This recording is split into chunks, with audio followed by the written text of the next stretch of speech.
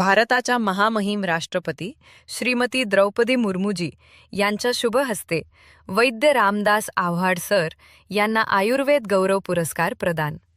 दिनांक 25 फेब्रुवारी 2026ला शेगाव येथे आयुष मंत्रालय, भारत सरकार व अखिल भारतीय आयुर्वेद महासंमेलन आयोजित राष्ट्रीय आरोग्य मेळावा 2026च्या उद्घाटन सत्रात भारताच्या महामहिम राष्ट्रपती श्रीमती द्रौपदी मुर्मूजी यांच्या शुभ हस्ते आदरणीय वैद्य रामदास आव्हाड सर यांना त्यांच्या आयुर्वेद क्षेत्रातील अतुलनीय कार्याबद्दल आयुर्वेद गौरव पुरस्कार प्रदान करण्यात आला.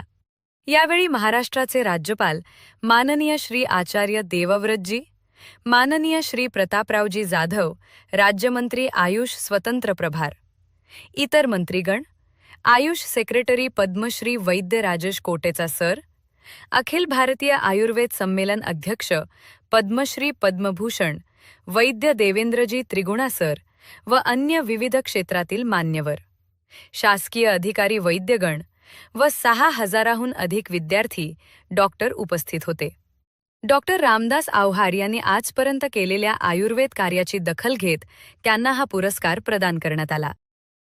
भारताच्या प्रथम नागरिक असलेल्या महामहिम द्रौपदी मुर्मूजी यांच्या शुभ हस्ते आजपर्यंतचा सर्वोच्च सन्मान मिळणे ही आजपर्यंत केलेल्या आयुर्वेद कामाची पावती आहे, अशी उत्स्फूर्त प्रतिक्रिया पुरस्कारार्थी डॉक्टर रामदास आव्हाड यांनी व्यक्त केली.